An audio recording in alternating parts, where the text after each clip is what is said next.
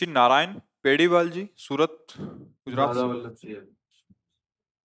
पूज्य महाराज जी, आपके चरणों में कोटि कोटि वंदन। महाराज जी, पिछले 5-6 महीने से आपका सत्संग एवं एकांतिक वार्तालाप नित्य सुनता हूँ। जीवन में काफी परिवर्तन आया है। महाराज जी, मेरा प्रश्न है कि जब हम मंदिर या किसी धार्मिक स्थान पर जाते हैं तो अपनी सांसारिक समस्याओं और पारिवारिक जिम्मेदारियों के वशीभूत भगवान से अपनी सांसारिक मनोकामना पूर्ति के लिए प्रार्थना करते हैं। क्या भगवान से ऐसी प्रार्थना करना अनुचित है? क्या इस तरह के दर्शन और पूजा पाठ से आध्यात्मिक उन्नति भी संभव है? हाँ, हो जाएगी। सत से हम किसी भावना से भी जुड़ते हैं तो सत ही है ना। जैसे अब हमारी स्थिति असत में है, शरीर परिवर्तनशील, संबंध परिवर्तनशील, शरीर के भोग परिवर्तनशील, पर हमने अज्ञानवश उनको सुखद मान लिया है। हमारे हृदय में सत्यत्व का भाव आ गया है अविद्या के कारण। लग रहा है ना मैं शरीर हूं, पक्का लग रहा है 100%। इसमें 1% भी गुंजाइश नहीं रह गई। अविद्या ने इतना ग्रसित कर लिया है, मैं पुरुष हूं, मैं स्त्री हूं। अच्छा, अब हम कहाँ जाएंगे? बीमार आदमी तो अस्पताल ही जाएगा ना। तो इस पूरी बीमारी के लिए भगवान कहते देवी हेषा गुणमयी मम माया दुरत्या, तो मामे ये प्रपद्यन्ते, मेरी शरण में आ जाओ। अब हमारे को पता ही नहीं कि निष्काम कैसे हुआ जाता है, क्योंकि स्वरूप बोध हो तो सारी की सारी जो अभाव वृत्ति है वो नष्ट हो जाए तो कामना नहीं रहेगी। अब देह में तो केवल हमारे अंदर कामना ही कामना है, इसमें कभी विश्राम ही नहीं है। 5 ज्ञान इंद्रियां, 5 कर्म इंद्रियां, मन बुद्धि चित्त अहंकार हमें रौंदे दे रहा है हर क्षण।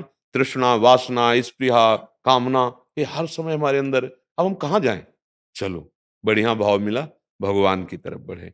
मंदिर में गए तो भगवान उसे उदार भगत कहा है।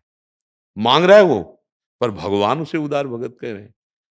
भगवान ने कहा है आर्त कष्ट निवृत्ति के लिए, अर्थार्थी धन चाहने के लिए, जिज्ञासु मुझे जानने के लिए, अपने स्वरूप को जानने के लिए, और ज्ञानी जो मेरे को प्राप्त हो चुका है। 4 भक्तों को कहा है। ज्ञानी को अपनी आत्मा कहा है और तीनों को उदार कहा है। उदार जैसे बेटा गली में मांगे तो कैसा, और अपने पिता से मांगे तो कैसा। इसका मतलब भगवान से हमारा मांगना गलत नहीं होगा। यद्यपि हमें ज्ञान नहीं है, इसलिए हम पार्थिव वस्तुएं, पार्थिव समस्याओं को भगवान के सामने रख रहे हैं। वस्तुतः जरूरत नहीं है। विवेक एक ऐसी वस्तु है जो भगवान से अगर हम मांग लें और सत्संग के द्वारा वो जागृत हो जाए तो किसी की सलाह की जरूरत नहीं, फौरन समस्त दुख सुखों से ऊपर उठा देगा। पर अभी बुद्धि में विवेक उपजा नहीं है तो हम भगवान से मांगते हैं। हम पुत्र, धन, व्यवस्था, समस्या निवारण, मंदिर में जाएं या ना जाएं, जहां भी हैं वहीं से पुकारें। तो कहो सो कहा, जहां प्रभु नाई वहीं प्रभु हैं। पर छूट दे दें, इतनी जरूर करें बात कि हमारी इस समय परम आवश्यकता ये अर्थ है प्रभु, आपके सिवा कोई है नहीं कि जो हमारी समस्या की पूर्ति कर सके। अब आप देख लो प्रभु, अगर वो नहीं पूर्ति होती तो अश्रद्धा मत करना। कोई ऐसा हमारा अपराध है जिसका मार्जन करके भगवान आगे बढ़ा रहे हैं, निश्चित आगे बढ़ जाओगे, प्रार्थना की है। और या अगर ये अर्थ हमें प्राप्त हो जाता तो हमारा बड़ा अहित तो आगे चल के हो जाता, हम कहीं फंस जाते, तो भगवान ने मांगने पर भी नहीं दिया। जैसे हम आप तो उस कोटि के भक्त हैं नहीं जितना देवर्षि नारद जी हैं। देवर्षि नारद जी तो भगवत स्वरूप हैं। इनके हृदय में एक बार ब्याह करने की इच्छा जागृत हो गई, बड़ा प्रसंग है। और वो सुंदर राजकुमारी विश्व मोहिनी भगवान की साक्षात माया ही थी। जो ही उन हाथ पकड़ा और देखा तो उनको लगा कि रेखा में लिखा हुआ था कि जो ये वर्ण करेगा वो अविनाशी हो जाएगा, श्री वैभव उसके चरण चूमेगा। मतलब साक्षात भगवान का पूरा स्वरूप था। तो उन्होंने सोचा अब ब्याह तो करना है, इससे अब कैसे करें। कामना जागृत हो गई, अब इसकी पूर्ति तो हरि करेंगे, क्योंकि हरि के सिवा मेरा कोई है नहीं। वो एकांत हुए, हरि का ध्यान किया, हरि प्रकट हुए। तो उन्होंने विचार किया कि अगर हमें भगवान का रूप मिल जाए, तो राजकुमारी हमारे गले में जयमाला डाल दी कि भगवान सुंदरों में भी सुंदर, मधुराति मधुर हैं, अखिल सौंदर्यता के समुद्र हैं। भगवान से कहा कि हरि रूप दे दीजिए, उनका तथास्तु। हरि बंदर को भी कहते हैं। भगवान ने अपना रूप न दे करके बंदर का रूप दिया। क्यों? क्योंकि भगवान देख रहे हैं कि इस समय इनकी बुद्धि सकामता से युक्त हो गई, और जहां सकामता हटेगी तो ये खुद अपनी इस चेष्टा पर, और वो अहंकार होने के कारण हुई थी, काम विजयी होने का अहम। नारद जी के मुख से एक बात निकल गई कि नाथ, मैं आपका सेवक हूं, मांगा तो है हरि रूप, लेकिन जे विधि होय नाथ हित मोरा, करो सुबेग दास में तोरा। मांग तो अपनी रख दी, लेकिन एक बात बहुत जोर की कही कि जिस तरह से मेरा हित हो, ब्याह में हित हो तो ब्याह करवा देना, और ना हो तो आप भाव आ नहीं था, उनका भाव था कि मेरा हित केवल ब्याह करने में ही है। अब जैसे हमारा हित हो जाए वैसे आप कर दो। हित हुआ था, लेकिन अर्थ इसका ऐसा निकलता है कि मैं मांगू कुछ भी, पर जिसमें मेरा हित हो। तो भगवान ने उत्तर दिया था कि हित ही नहीं, जे विधि हुई है परम हित, नारद सुनो तुम्हारा। भगवान ने बंदर को रूप दिया, राजकुमारी ने देखा ही नहीं। अब वो बार बार उठ करके इधर से उधर राजाओं के बीच में बैठते, राजकुमारी देखती ही नहीं। और इतने में भगवान आए राजकुमार के रूप में, जयमाला डाली और हाथ पकड़ा। अब नारद जी को बहुत ही क्लेश हुआ, क्योंकि कामना जागृत हो चुकी थी। अब कामा संजायते क्रोधा, क्रोधा स्मृति विभ्रमा स्मृति भ्रंशात बुद्धिनाशो बुद्धिनाशात प्रणश्यति। वो वैसे ही गुस्सा में बैठे थे कि शिव पार्षदों ने कहा, बहुत रूप का गुमान है, थोड़ा देख तो ले तुम्हारा रूप कैसा है, इसलिए राजकुमारी तुम्हारी तब देखी नहीं। तो जे ही उसमें जल में देखा, मरकट बदन भयंकर दे। हमारे साथ छल किया भगवान ने। देख लो, इतने बड़े भक्त के अंदर भी भगवान के प्रति आ गया ऐसा भाव, कामना ऐसी चीज है। छल किया। हम मांगा था हरि रूप, दे दिया बंदर का रूप। अभी जा रहे हैं, भले भवनव वायन दीन्हा, पाओगे फलापन कीन्हा। आज तुम्हारा नारद से पाला पड़ा है। अपने आराध्य देव को कह रहे हैं, आज मैं। अब बढ़े आगे तो देखा कि राजकुमार बने वही हरि थे, हाथ पकड़े बातचीत करते जा रहे थे। अब और आग लगी कि जिंदगी में इनसे कुछ नहीं मांगा, पहली बार दुल्हन मांगा तो वो भी ले लिए एकदम। भगवान के समीप गए और कहा, तुम हमारे साथ छल किया। भगवान मुस्कुरा दिए। जाओ मैं शाप देता हूं, देख लो। जाओ मैं शाप देता हूं, जैसे मैं स्त्री के वियोग में विकल हूं, ऐसे तुम स्त्री के वियोग में विकल होगे, और जैसे मुझे बंदर का रूप दिया वही तुम्हारी सहायता करेगा। भगवान ने तब हरि माया दूर निवारी, तहां न रमा न राजकुमारी। कुछ, अरे एकदम जैसे नशा उतर जाए ना। अरे ये क्या किया, अपने आराध्य देव भगवान त्राहिमाम। बोले जपहु जाय शंकर सतनामा, होए हृदय तुरत विश्रामा। शिव का अपराध करके आयो ना, भाव दूषित करके कि ये तो काम पर विजय नहीं की, क्रोध के द्वारा जला दिया, मैं तो काम विजयी हूं, इसीलिए हमसे कहने, किसी से कहना नहीं। ये बात, कामना हमारे आराध्य देव से हमको दूर करती है, पर हम करें तो किससे करें, उन्हीं से करेंगे। तो कामना करके उनके ऊपर छोड़ दे तो बचत हो जाएगी और अध्यात्म मार्ग पुष्ट हो जाएगा। जैसे करदम ऋषि, ब्रह्मा जी ने आदेश किया कि सृष्टि विस्तार में आप ब्याह करो और ऐसा। तो उन्होंने सोचा हम किससे ब्याह करें, हमें तो कुछ पता नहीं, और ब्रह्मा जी ने आदेश किया है। तो 10,000 वर्ष तक पत्नी की प्राप्ति के लिए तपस्या की। भगवान गरुणध्वज श्री हरि प्रकट हुए और कहा वरम ब्रूहि। तो उनका मुझे पत्नी चाहिए। भगवान के आंसू गिर पड़े। बिंदु सरोवर उसी से बना, भागवत में कथा है। मेरा दर्शन, मेरा दुर्लभ दर्शन, और इसके बाद मांगा क्या, पत्नी। तो भगवान ने कहा आदि सम्राट महाराज मनु की पुत्री देवहूति, परसों आ जाएंगे सम्राट मनु, और अपनी पुत्री आपको देंगे, वो आपकी पत्नी होंगी, और मैं तुम्हारा स्वयं पुत्र बनूं। ये अपनी तरफ से कहा। कपिल भगवान के रूप में भगवान अवतरित होकर उनको ज्ञान देकर उद्धार किया, माता देवती का भी और करदम ऋषि का भी। तो भगवान से यदि हम कामना करते हैं तो अमंगल तो हो नहीं सकता, परम मंगल होगा।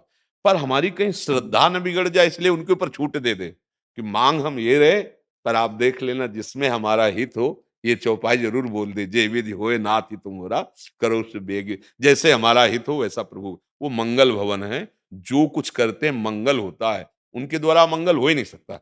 जिनको मारा उनको परम पद मिला, जो मुनियों के लिए भी वांछनीय है। तो अमंगल किससे कर वो, जैसे हम कह दें विनोद की भाषा में कि सूर्य की ताकत नहीं कि वो अंधेरा कर सके। जब तक सूर्य रहेगा तो अंधेरा नहीं रहेगा। जहां सूर्य वहां अंधेरा रह ही नहीं सकता। तो भगवान का नाम है मंगल भवन। अमंगल हो ही नहीं सकता। अमंगल हारी है। तो हम कामना करें। वैसे कामना क्यों करें? सर्वज्ञ हो। जैसे हम अपनी माता से कुछ कहते हैं क्या? वो समय से आगे व्यवस्था करती, जब हम हमारी समझ नहीं थी, तब वो हमारी व्यवस्था कर रही थी। ऐसे ही सर्वज्ञ भगवान को अगर हम ये मान ले, वो सब कुछ जानते हैं। वो अपने आप वही विधान करेंगे जिससे हमारा परम मंगल हो। पर हमें संतोष नहीं हो रहा, तो हम मांग लें भगवान से, पर छूट दे दें। उससे हमारी श्रद्धा बढ़ेगी और हमारा मंगल बढ़ेगा। नहीं तो जैसे नारद जी को गुस्सा आ गया, ऐसे गुस्सा आ जाएगा। इसीलिए हम कहते हैं छूट दे दो, तुम्हारा परम मंगल हो जाएगा। भगवान वही करेंगे जिससे तुम्हारा परम मंगल, परम सुख होगा। ऋतु तिवारी जी। Yes, yes. राधा वल्लभ श्री हरिवंश। महाराज जी, आपके चरण कमलों में प्रणाम। महाराज जी, पहले मैं अपनी काल्पनिक दुनिया में जीती थी, फिर सत्संग से पता चला कि संसार झूठा है। तो इस बात को मैं स्वीकार अभी नहीं कर पाती। जब भी मैं स्वीकार करने का प्रयास करती हूँ तो बहुत ज्यादा घबराहट होती है, मैं डिप्रेशन में चले जाती हूँ। मतलब सह नहीं पाती उस हम चीज कह रहे को। झूठा क्यों मानो? सच्चा मान लो। दो ही विषय है, सत या असत। असत में घबराहट पैदा हो रही, तो सत है। देखो, सत्य वस्तु प्राप्ति के लिए हमारे शास्त्रों ने दो पद्धतियां अपनाई हैं। एक व्यतिरेक और एक अन्वय। है, नहीं। अब नहीं वाली दवा काम नहीं कर रही, आपको परेशानी होती, तो है वाली दवा काम कर लो। सब जगह प्रभु हैं। किसका प्रश्न है? अच्छा, सब जगह प्रभु हैं, है ना प्रभु? अगर नहीं पे हमें परेशानी हो रही, नहीं है नानात्व का। ये जो बाहरी वेश, बाहरी दृश्य, बाहरी जो चेष्टाएं, बाहरी जो हमें भाव दिखाई दे रहे हैं, एक स्वप्न की तरह है। बिल्कुल सत्य समझो।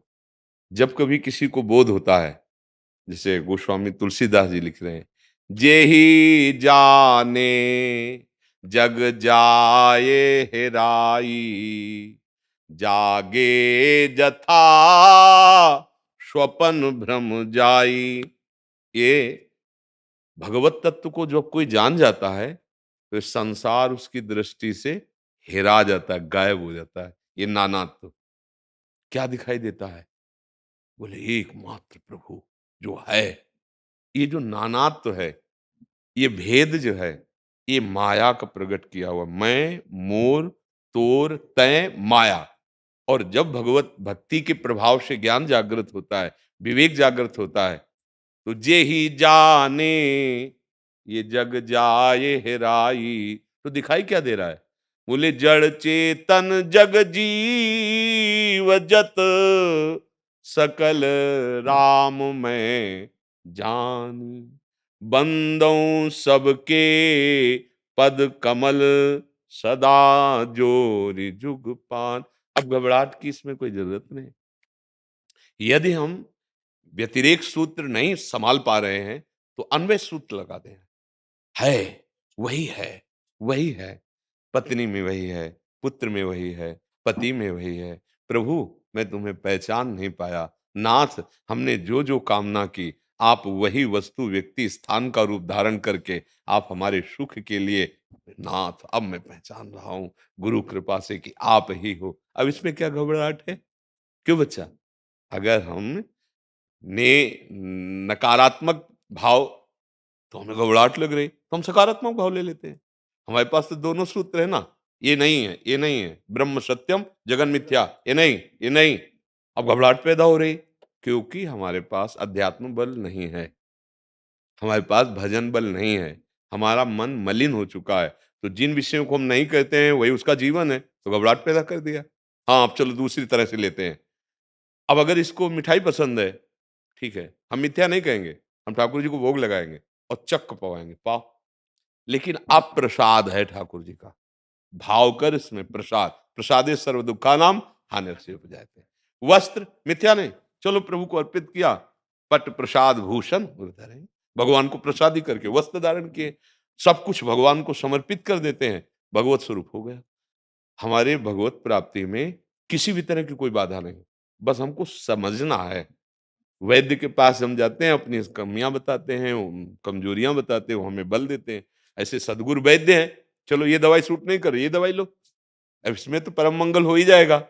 हम प्यार कर रहे हैं और हमारा गाढ़ा प्यार हो जाए। अभी हम प्यार कर रहे थे शरीर मान के, अब हम मान करके अपने आराध्य देव कि इस शरीर मंदिर में मेरे आराध्य देव बैठे, अब घबराहट की कोई सवाल नहीं। फिर भी घबराहट करे तो अब वो फिर दंड का अधिकारी मन है, राधा राधा राधा, अब तेरी सलाह नहीं मानेंगे, फिर हमारा मंगल हो जाएगा। मन जो है वो अभी विषयी मन है ना, तो ये भगवान की तरफ चलने में घबराहट पैदा करता है, क्योंकि इसको निर्विषय होना पड़ेगा, इसलिए डर रहा है। यद्यपि यही आगे चलकर जहां सुख पाया भगवदानंद का, फिर तुम्हारे हटाए नहीं हटेगा प्रभु से, क्योंकि अनुभूत विषय हो जाएगा ना। मन को अनुभव निज सुख बिन मन होई कि थीरा, अब उसको जहां आत्म सुख मिला अब वो बाहर नहीं भागेगा।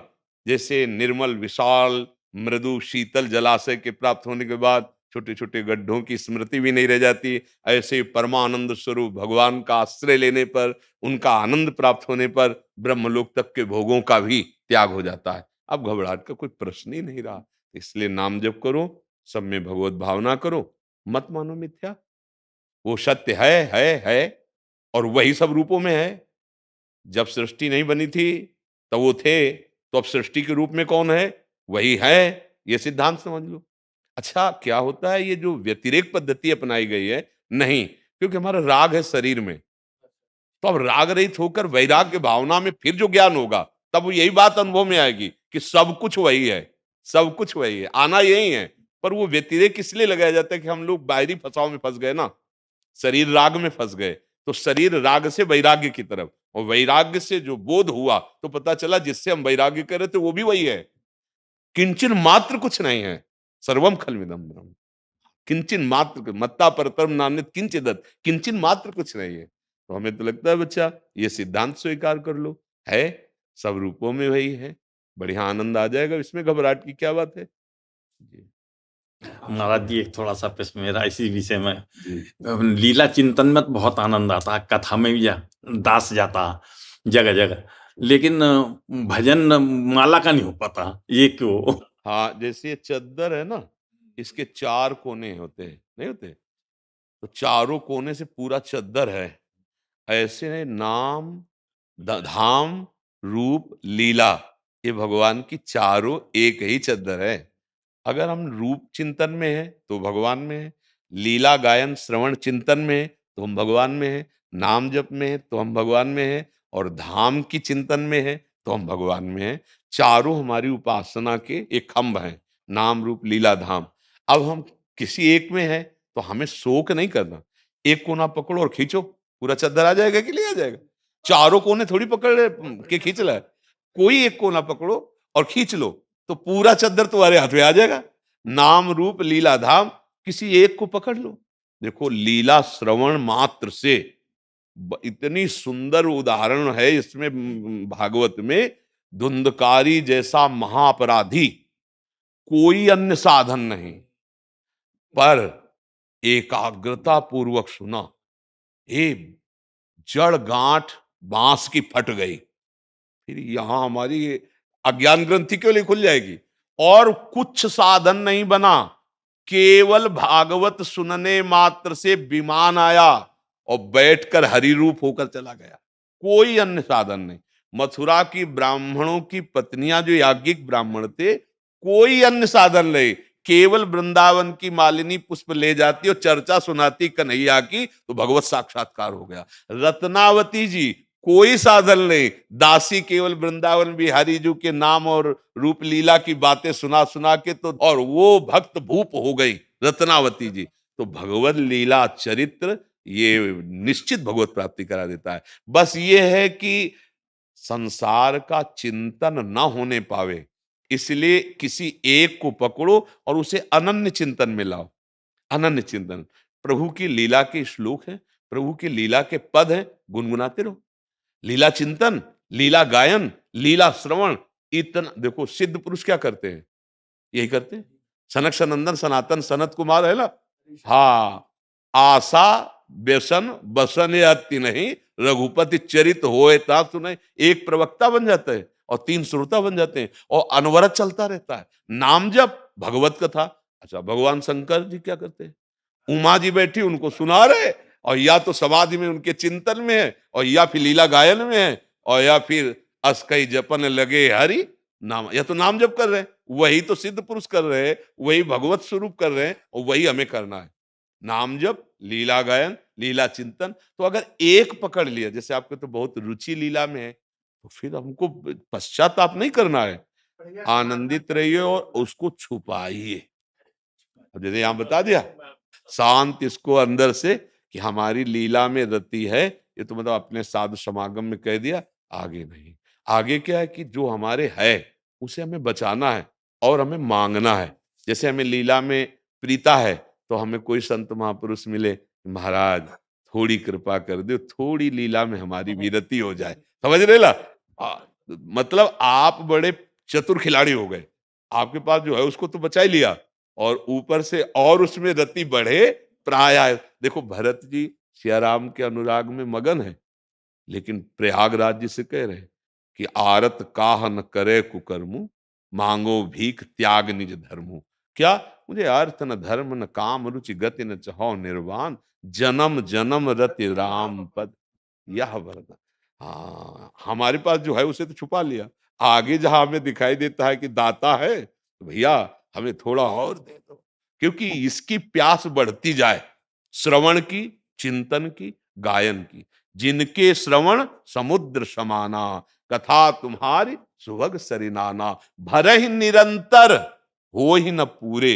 रात दिन कथा सुन रहे, फिर भी प्यास बढ़ रही कि और सुनने को मिले। शिल्पी जी बठिंडा से। श्री राधा वल्लभ हरि भाई। महाराज जी, सांख्य योग किसे कहते हैं? भगवान कपिल देव जी ने भागवत में माता देवहूति जी को उपदेश किया है, पढ़ लेना पूरा सांख्य योग। सांख्य का तात्पर्य होता है स्थूल सूक्ष्म कारण तीनों शरीरों से राग रहित होकर अपने आत्म स्वरूप में स्थित होना। गीता में भगवान ने प्रारंभ ही किया है सांख्य योग से। जब अर्जुन ने भगवान से कहा कि मैं आपका शिष्य हूं, मैं आपका शरणागत हूं, मेरा परम श्रेय किसमें, तो भगवान इसी से प्रारंभ किए हैं कि तुम्हें शोक नहीं करना चाहिए, ये विनाशी है, इसका विनाश हो के रहेगा। स्वरूप अविनाशी है, उसका कोई विनाश कर ही नहीं सकता। ये जो भगवान ने दो विभाग करके वर्णन किए, उसी विभाग को जब समझ लेगा तो दो बचेंगे नहीं, एक ही रह जाएगा। उसे सांख्य योग, ज्ञान योग। सांख्य योग का मतलब होता है ज्ञान योग। हाँ, जो 24 तत्वों से बना हुआ पूरा ये सिस्टम है, ये मैं नहीं हूं, मैं अलग हूं, ये समझ में आया। जैसे पंचभूत का देह है ना, तो देखो कैसे हम फंस गए कि हम ही को लगता है कि स्त्री पुरुष मैं यही हूं, ऐसा लगता है ना, यही फंस गए। अब अंदर घुसो तो मन बुद्धि चित्त अहंकार 5 ज्ञान इंद्रियां, ऐसा लगता है इनकी मांग मेरी मांग है। खाना पीना देखना सुनना भोगना चलना फिरना उठना बैठना, 5 कर्मेंद्रिय 5 ज्ञानेंद्रिय अंतःकरण चतुष्टय। अभी लगता है सब मैं हूं। नहीं नहीं, तू नहीं है। क्योंकि देखो तुम कभी नहीं बोलते मैं मन हूं, मेरा मन बोलते हैं, मेरी बुद्धि बोलते हैं, मेरा तन बोलते हैं, मतलब ये मैं नहीं है। फिर आगे बढ़ते हैं, स्वभाव कारण शरीर, तो आप कहते हैं मेरा स्वभाव ऐसा नहीं है, मतलब स्वभाव को भी मैं नहीं बोला। भले अज्ञान में बोल रहे हो लेकिन सत्य वस्तु बोल रहे हो। मतलब तुम ना स्थूल शरीर हो, न सूक्ष्म शरीर हो, न कारण शरीर हो। मतलब न स्थूल जगत, न सूक्ष्म जगत, न कारण ब्रह्मलोक तक, स्तंभ पर्यंतम सर्वम मायामयम जगत। अब आपका जो स्वरूप है, अब उसी के लिए साधना है, उसी के लिए गुरुजनों का आश्रय लेकर बोध प्राप्त करते हैं। तो जो ज्ञान के द्वारा अपने स्वरूप का बोध होता है, उसे सांख्य योग ज्ञान योग कहते हैं। भगवान की प्राप्ति के लिए अलग अलग योगों का भगवान ने कर्म योग, भक्ति योग, सांख्य योग, अष्टांग योग, इनका वर्णन किया है। उपासक को अपनी योग्यता देखनी चाहिए कि मेरी रति किस तरफ है। और सही आपको मंगलमयी बात बता दें, भगवान का बिना भजन किए शरण हुए किसी भी योग में पारंगत होना संभव है। जगत गुरु हैं भगवान, जैसे गुरु के बिना फिर मोक्ष पदवी या परम पदवी प्राप्त होना असंभव बताई गई है। मोक्ष मूलम गुरु कृपा, गुरु तो सबके गुरुओं के गुरु हैं भगवान। नहीं, अगर हमसे पूछो तो हमारे गुरुदेव, गुरुदेव से पूछो वो कहेंगे गुरुदेव। आप चले जाओ इसी लाइन पे तो आप वहीं पहुंच जाओगे जगत गुरु के पास। सबके गुरु भगवान है ना, भगवान ही गुरु रूप में आए हैं, सबके गुरु भगवान है। तो हमें लगता है कि अगर भगवान का आश्रय लिया जाए और निरंतर भजन किया जाए तो सांख्य योग, अष्टांग योग, कर्म योग, जो भी योग के फल हैं वो तुम्हें प्राप्त हो जाएंगे। भगवान कह रहे हैं तेसाम सतत युक्ता नाम भजताम प्रीति पूर्वकम तो ददामि बुद्धि योगम तम ये न मामुपयांति ते। अगर निरंतर मेरा भजन करता है तो मैं योग प्रदान कर देता हूं, सच्चा योगी भगवान बना देते।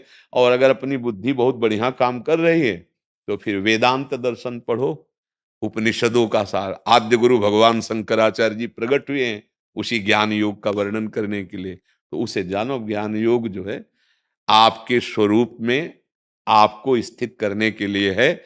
आप अपने स्वरूप को भूलकर जो देह भाव में स्थित हो गए, इस अज्ञान से हटाकर उसमें स्थित करना सांख्य योग है। और मैं शरीर सहित भगवान के शरण में हो जाओ, बाहर वो लेके वो देख लेंगे। सांख्य योग का मतलब तैर कर जाना भव समुद्र से, और भक्ति योग का मतलब है बड़े जहाज में बैठकर आराम से तरंगे देखते हुए जा रहा, कोई चिंता नहीं। नहीं, हाँ, विश्वेश्वर पादाम्बुज दीर्घ नौका, भगवान श्री हरि के चरणों का आश्रय लेकर निरंतर नाम जप। ये बात समझ में आई है। जब हम तैरने चलेंगे तो इस समुद्र में ऐसे ऐसे मगरमच्छ है, झटके में लील जाएंगे, पता भी नहीं चलेगा। काम, क्रोध, लोभ, मोह, मद, मत्सर, ये मगरमच्छ है इस भव समुद्र के। भैया हमारी तो बस नहीं है, तो क्या है, भगवान की चरण रूपी नौका पे बैठ गए, नाम जप करते हुए आश्रय लिए, तो कोई बाधा नहीं। कोई जहां राधा वहां कोई बाधा नहीं। राधा राधा राधा, सब ज्ञानों का ज्ञान है। भगवान का आश्रय ले लो और नाम जप करो। अब इतनी क्षमता नहीं रह गई कि हम शरीर नहीं है। जहां से सांख्य योग प्राप्त होता, भगवान कह रहे ये वसांश से जीर्णान यथा व्याले, जैसे पुराना कपड़ा। भला इसको कपड़ा देख रहे हो, मैं देख रहे हो, मैं, इस मैं को धुल पाना हमारी सामर्थ्य तो अब नहीं लग रही। अब ये हमारे गुरुदेव ही कर सकते हैं, जगत गुरु भगवान। उनका हम नाम ले, उनके आश्रित रहे। मुझे जैसा लग रहा है ये कलिकाल मलायतन मन कर देख विचार, श्री रघुनाथ नाम बिन नाहिन आन आधार। प्रभु के नाम जब, प्रभु के आश्रय के सिवा। गोस्वामी जी ने बड़ी सूक्ष्मता से एक दोहा लिखा है, ब्रह्म ज्ञान बिन नारि नर करें न दूसरी बात, और कौड़ी लागी लोभ वश करें विप्र गुरु घात।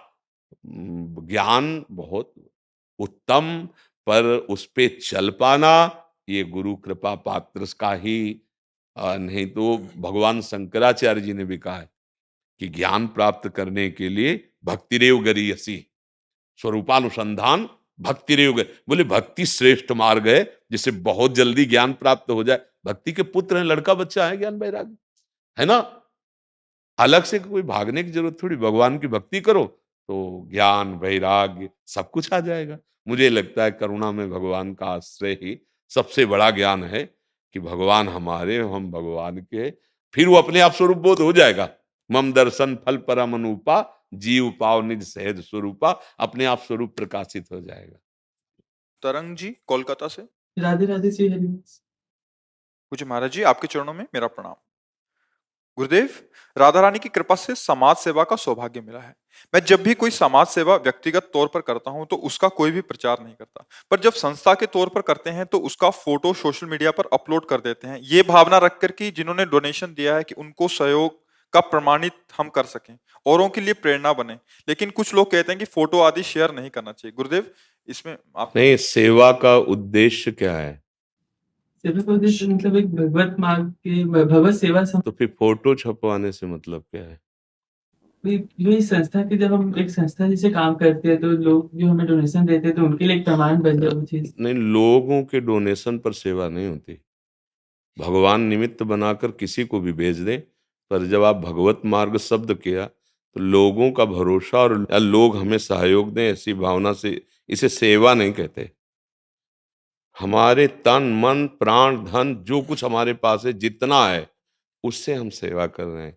अगर आवश्यकता हुई तो सर्वज्ञ भगवान देख रहा, आपको ऐसा नहीं करने पड़ेगा। यदि आप सेवा वास्तविक कर रहे हैं तो ऐसा नहीं करना पड़ेगा। आप पक्की बात समझ लीजिए, वो महालक्ष्मीपति हैं, वो सर्वज्ञ हैं, वो सर्वशक्तिमान हैं, वो सर्वत्र हैं, आपकी भावना को जान रहे हैं। हम अपनी सेवा का प्रचार करें कि लोग हमसे प्रभावित हों और हमें डोनेशन दें, सेवा शब्द नहीं बोल सकते आप। कर्म हो रहा है, मान लेते हैं शुभ कर्म हो रहा है, लेकिन डोनेशन की आकांक्षा ये सेवा नहीं होने देगी। हाँ, आपकी आकांक्षा जो आपने भगवत मार्ग का, फिर आपका यश होगा अपने आप। फिर आपको पूज्य दृष्टि से देखेंगे अपने आप, क्योंकि आप असली सेवा में लग गए। अभी तो आप थोड़ा पवित्र भाव लिए हैं, और जहां डोनेशन आना शुरू हुआ और प्रभाव बढ़ा, फिर वासनाओं में गिर जाएंगे, क्योंकि स्थिति तो है नहीं, निर्वासनिक स्थिति तो है नहीं। फिर हम जो समाज सेवा के लिए मिला है वो इंद्रिय सेवा में लगा देंगे, वो मन की सेवा में लगाने लगेंगे। मार्ग बदल गया, भ्रष्ट हो गए हम, अपने लक्ष्य से गिर गए। इसलिए मुझे लगता है, देखो, हमारे वृंदावन में एक महापुरुष वह सुदामा जी महाराज, कुटी सुदामा कुटी है परिक्रमा मार्ग में, तो उन्होंने सेवा शुरू की। कंडा बीन के ले आते, जो गाय बाहर गोबर करती वो सूख जाता है, उसे उपला कहते हैं, किसी का अधिकार उस पर नहीं होता। चून मांग लाते और बनाते, जो वृंदावन में विरक्त जन रहते हैं उनको पाते, कभी मांगा नहीं। आज हजारों संतों की सेवा हो रही है और बहुत बड़ा सब वैभव एकत्रित है, कभी मांगा नहीं। क्यों? जान रहे हैं ना, अखिल लोक चूड़ामणि भगवान देख रहे हैं ना कि सेवा कर, आपका विस्तार हो जाएगा, आपका यश हो जाएगा। फोटो छपवाने से यश नहीं होता है, सच्चाई से चलने से यश होता है। वो भगवान विस्तार कर देते हैं यश का। नहीं तो पुण्य के अनुसार यश होगा, फिर एकदम डाउन हो जाओगे, एकदम गिर जाओगे। बहुत संभलने का विषय है। जब हम समाज सेवा में उतरे तो हम सेवा शब्द को समझें। हमारा जो उद्देश्य बन जाता है केवल धन से ही सेवा होती है, ऐसा नहीं होता। हमारा मन, हमारा तन, हमारा प्राण समर्पित है देश के लिए, समाज के लिए, कर्तव्य के लिए। अब हमारे पास अगर 4 रोटी हैं, हम 1 रोटी किसी को दे देते हैं, बढ़िया सेवा बन गई। हमारे पास 4 रुपए हैं, हम उसमें से 50 पैसे की सेवा कर दें, बन गई सेवा। अब हम दूसरों के पैसे से सेवा, हाँ, भगवान की इच्छा हमारे पास भेज दिया 10,000।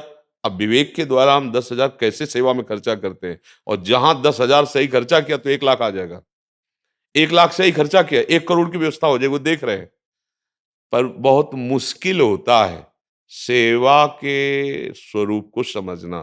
प्रायः हम लोग चलते सेवा की भावना से, और फिर इधर सेवा प्रारंभ हो जाती है, शरीर की, मन की, इंद्रियों की, और हम दिए हुए अर्थ को जो दूसरों की सेवा के लिए उसके स्वामी बन जाते हैं।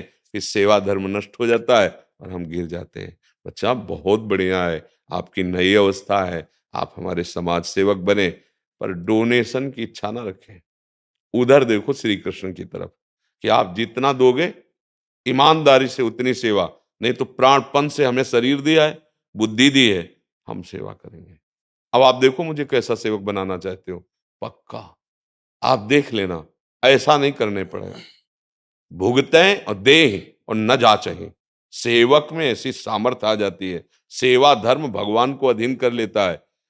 भगवान हनुमान जी की सेवा से, हनुमान जी से कहते हैं, तुम सन तात उरिन में नाही। ले भगवान कह रहे, मैं उरिन नहीं हो सकता है तात, आपकी सेवा से। सेवा धर्म बहुत बड़ा है, और भगवान फिर व्यवस्था करने लगते हैं। ऐसे वो डोनेशन वाले व्यक्ति से मानो कैसा पैसा है, वो आके हमारी बुद्धि में क्या प्रेरित करता है।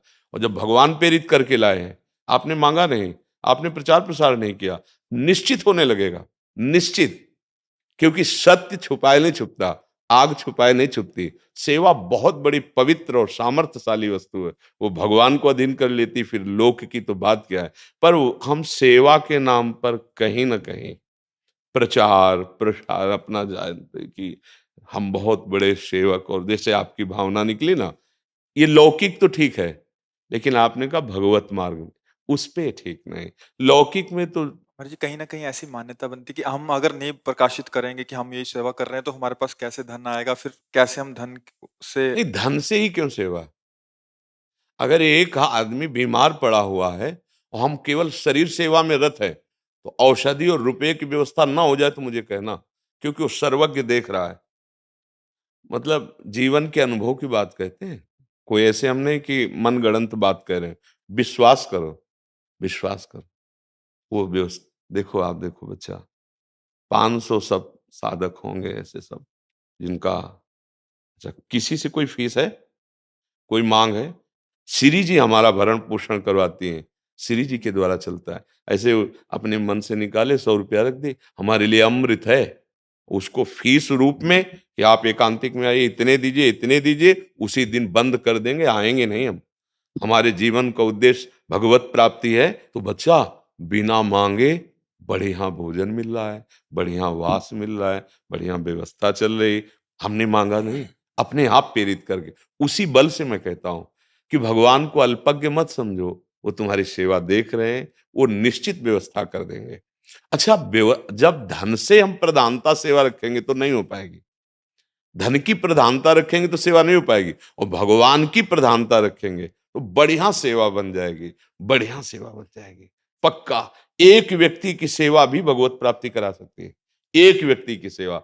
और जब हम इसे व्यापार तुलना में ले आएंगे, धन की उसमें ले आएंगे, तो धन का एक मद होता है, सेवा बात खत्म हो जाएगी। जब इस पे आ जाओ, धन की प्रधानता नहीं रखनी, प्रधानता भगवान की रखनी और सेवा की रखनी, वो व्यवस्था कर देंगे। ये संसारी आदमी नहीं समझ पाएगा कैसे व्यवस्था होती है। आप आंख खोल के देख लो, यहाँ कोई दान पेटी नहीं मिलेगी, कोई फीस नहीं है, और ऐसे कैसे तुम्हें बताएं, ऐसे लाडली जी रख रहे, ऐसे रख रहे। भगवान अगर हमें आवश्यकता होती है तो हम देखते हैं, कोई न कोई रूप रख के आ जाते हैं और वो व्यवस्था कर देते हैं। सच्ची बात बच्चा, उसी बल से बोल रहे हैं हम कि भगवान की, अब हमारे पास तो उत्तर यही मिलेगा, भगवान की प्रधानता है। हाँ, आप सेवा की याचना से डाल सकते हो कि अगर कभी किसी को ऐसी सेवा की आवश्यकता हो तो हमारी एक संस्था है, हम ऐसी सेवा करना चाहते हैं, आप हमें सेवा का अवसर दीजिए। अब वो भावना तुम्हारी, आप अपनी सूचना पहुंचा रहे सेवा करने के लिए, अब उस सेवा करने की भावना में कोई आपको सहयोग कर रहा है, वो आपने मांगा नहीं है, आपका लक्ष्य नहीं है कि हमें कोई अर्थ दे, अपने आप होने लगेगा भावना। अगर हम अर्थ की प्रधानता रखेंगे तो बच्चा वो शुभ कर्म बन सकता है, लेकिन सेवा नहीं बनेगी। और सेवा में बहुत बड़ी सामर्थ्य होती है, सेवा में स्वामी को अधीन किया जा सकता है। एक बार एक नाथ जी महाराज बड़े संत हैं, गंगोत्री से जल लाकर रामेश्वर पैदल चढ़ाने के लिए, तो बहुत से और भी भक्त साथ थे। उन्होंने जो ही रामेश्वर के नजदीक पहुंचे तो देखा एक पशु रूप गधा प्यास ऐसी जवान किए हुए तड़प रहा पैर ऐसे ऐसे। तो वो बड़ी कलशा में जल लाए थे, कांवर में ऐसे। तो उनके मन में आया कि नहीं, हम अब रामेश्वर में नहीं चढ़ाएंगे, हम इसे पिलाएंगे, इसको प्यास लगी है। गए तो सबने रोका, अरे भाई कुछ दूर रह गए रामेश्वर, इतनी मेहनत करके कष्ट सहकर गंगोत्री से जल लाए हो, रामेश्वर जी में चढ़ाओ, ये क्या कर। ऐसे गधे का मुख उठाया, पूरा कलश, हर हर महादेव, हे प्रभु आप इस जीव के रूप में प्यासे। वो तो सब चले गए जल चढ़ाने, देखा वहीं रामेश्वर साक्षात भगवान शिव प्रकट हो गए। हाँ, हर जीव में भगवान विराजमान है। यदि हम इस भाव से सेवा करें तो निश्चित हमारा मार्ग भी पुष्ट होगा, और सेवक को ऐश्वर्य की कमी नहीं रहती। हाँ, सेवा के बल से ही जानकी जी ने हनुमान जी को आशीर्वाद दिया, अष्ट सिद्धि नौ निधि के दाता, असवर दीन जानकी। भगवान का पूरा अधिकार हनुमान जी के हाथ में दे दिया। राम रसायन तुम्हारे पासा, मतलब राम की भक्ति का रस आप नहीं चाहोगे तो नहीं प्राप्त हो पाएगा। कितनी बड़ी बात कर दी, कितनी बड़ी बात। ये किससे? हाँ, उनका व्रत है, राम काज कीन्हे बिना मोह कहाँ विश्राम। तो सब कुछ मिल गया सेवा में। तो अगर हमारे समाज को भगवत स्वरूप मानकर आप सेवा करें, और अगर आप उसको प्रकाशित कर रहे हैं तो इस रूप में कि हमारी एक संस्था है, हमें सेवा का अवसर दिया जाए, बस ये बात अगर हम कर रहे हैं ना, तो भगवान खुद प्रेरित कर देंगे।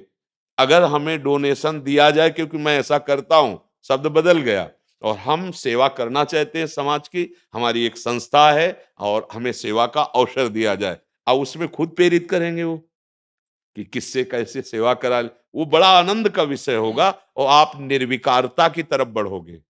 और अगर धन की आकांक्षा याचना, तो पहले ही सोचो, धन की मांग मात्र से हृदय जलने लगेगा। मुझे लगता है अभी सेवा का अर्थ नहीं समझा।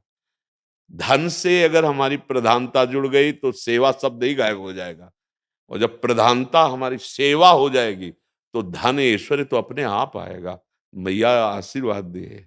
सेवा धर्म को देख कर, हनुमान जी सेवा धर्म को देख करके ही भगवान श्री राम कह रहे हैं कि प्रति उपकार करो का तोरा, सन्मुख हो न सकत मन। मतलब बहुत बड़ी बात कह दी। भगवान कह रहे कि मतलब नजर उठा के ऐसे करने की हिम्मत नहीं रहेगी, तुम इतनी सेवा कर दिए। हमारे को बल दिया है, हमारे को बुद्धि दी है, हमारा जितना बल बुद्धि है हम समाज की सेवा करें, धन अपने आप आ जाएगा। ये प्रभाव है, पक्का प्रभाव है। और जब धन की प्रधानता रखते हैं तो आप नजर उठा के देख लो, फिर सेवा गौड़ हो जाती है, प्रधानता कुछ और हो जाती है। कोई भी सेवा हो, हर सेवा से, कुत्ते की सेवा से भगवत प्राप्ति हो जाएगी, क्योंकि उसमें भी भगवान। देखो नामदेव जी ने कुत्ते से ही तो भगवान प्रकट कर लिया। सेवा शब्द से हमें बहुत प्यार है। बस ये ध्यान रखना है कि हाँ, सेवा खुद सामर्थ्यशाली। आप देख लेना, हमारे वचनों को अंदर से खुद अनुभव करना। हाँ, थोड़ा सेवा धर्म कष्टप्रद है, कष्टप्रद। सेवक सुख चाह मान भिखारी, व्यसनी धन शुभ गति व्यभिचारी। बोले तो मूढ़ता है। सेवक सुख स्वयं नहीं चाहता, वो सेव्य को सुख पहुंचाना चाहता है। बहुत बड़ी सामर्थ्य है सेवा में। और हमें ये प्रसन्नता है कि आप नवीन अवस्था में इतनी उच्च भावना रखते हैं दूसरे की सेवा की। तो आप धन की वृत्ति पे ना जाइए, धन तो तुम्हारा सेवक हो जाएगा। सेवा करने की भावना हो, धन तो सेवक हो जाएगा। समय पर देख लेना, पहले एक बार परीक्षा होगी, और अगर उस परीक्षा में पास हो गए तो भगवान देख रहा है। भगवान जब देता है ना, तो किस ढंग से देता है वो अलग है उसका ढंग। और जब हम कितना मांगेंगे यार, कितना मांगेंगे हम, किससे मांगेंगे? जिससे हम मांग रहे हैं वो खुद किसी से मांग रहा है। चाहे अरबों हो, वो भी मांग है उसकी। एक आदमी 100 में काम चला लेता है, और जो अरबों में खेल रहा है ना, उसको उतने से संतोष नहीं, उसको और चाहिए। संतोष किसी को नहीं है, और सेवा संतोष प्रदान करती है। आप अर्थ की तो चिंता न करें। हाँ, अगर प्रकाशित करें, हम भी कह रहे हैं प्रकाशित करें, तो इस रूप में प्रकाशित करें। हमारी एक संस्था है, और ये संस्था समाज की सेवा, हाँ, उससे बिना कुछ लिए जैसे हम सेवा करेंगे, तो वो जो देने वाला है वो सर्वज्ञ भगवान है, वो कहीं ना कहीं प्रेरित कर देगा, कर देगा। क्योंकि भगवान हमारा स्वामी है ना, और उसका सब वैभव है। जिस समय आवश्यकता होती है ऐसे, तो वही स्वामी आपका है। हम इस वेश में भगवत सेवा, आप उस वेश में भगवत सेवा, पर जीव को भगवान का स्वरूप मानकर, कि चाहे कोई पशु पक्षी व्यक्ति हो और उसकी प्रतिक्रिया जो हो वो गलत भी हो आपके लिए, तो भी आप सेवा भाव में है, उसको सह जाओ, आगे जीत जाओगे, आगे खुद आप अनुभव कर लोगे। राधा राधा राधा राधा राधा राधा राधा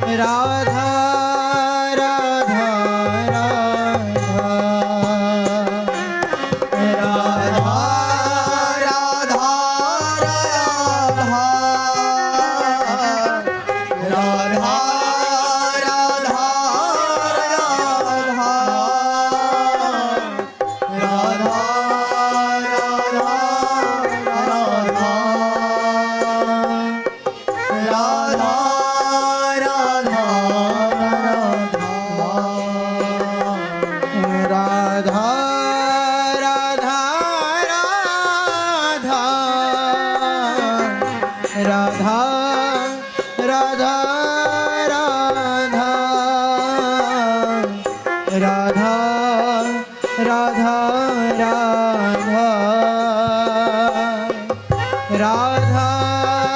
राधा राधा राधा राधा राधा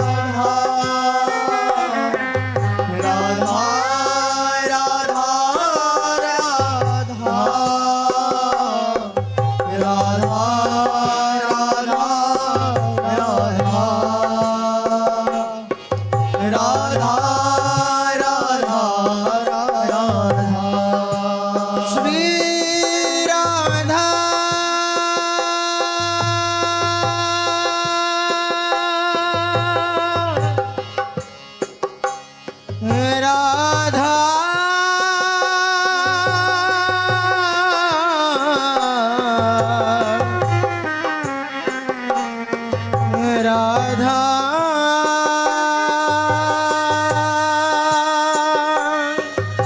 राधा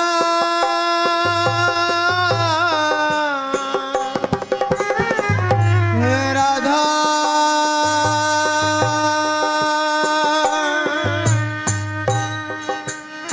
श्री राधा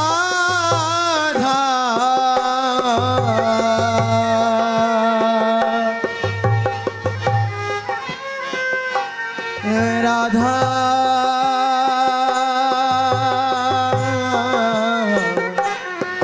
राधा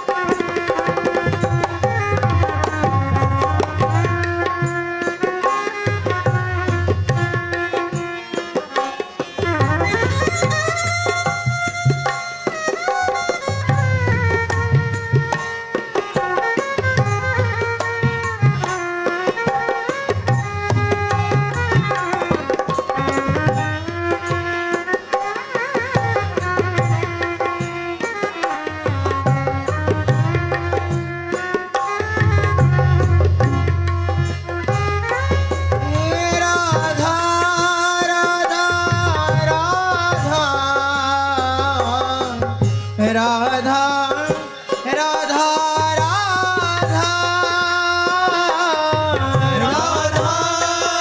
राधा राधा राधा राधा राधा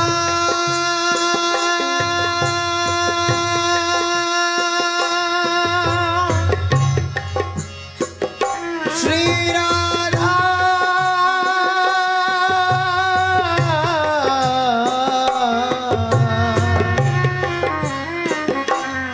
राधा